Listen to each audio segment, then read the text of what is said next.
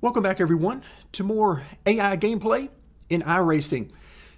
So the recent 2020 Season 3 update brought about several changes to both the behavior of the AI as well as the car and track combinations that are now supported officially. So with that in mind, over the next few videos, we're going to be taking a look at some of the NASCAR vehicles on some different tracks. And we're going to start out with the Michigan International Speedway.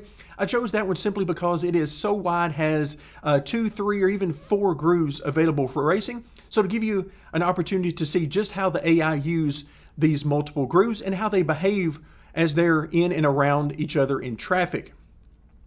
I will be leaving most of these options on the defaults, as the purpose here is to showcase the AI and not necessarily any variations of most of these options. I will also be using during the race a slight variation of the iRacing provided fixed setup. I wanted to make a couple of adjustments to make the car a bit more steady and predictable, as it is extremely loose at several of the tracks that I've tried on entry. So I wanted to make some adjustment for that. And I've also added a little bit of tape to the grille just to get a little bit more speed and front downforce to help the handling. But for the most part, it is the fixed setup. So again, it'll give you an idea of exactly the speed of the AI. And so now let's move down a little bit into the car selection. So I'm going to be driving the Chevy Camaro. We're going to have opponents from each of the 3 makes in the Cup Series, and I will be using a collection that is available on the Trading Paints website, the 2020 NASCAR Cup Series.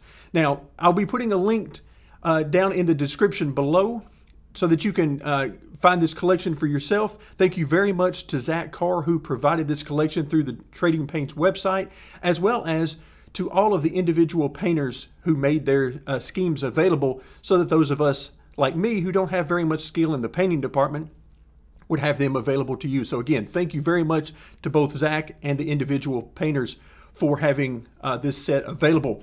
Also, the skill set will be greatly lowered over what I'm used to. I'm used to having somewhere up in the 80 to 85 range here. But we're going to be in the 10 to 40 range. This particular car set or collection is very strong on the AI ratings. That's the way Zach determined that they needed to be. So we're going to stick with that. Might make some changes to it later on, but for right now, we're going to stick to the defaults for the collection. Other than that, as I mentioned, everything is pretty much by default. So let's get to the race.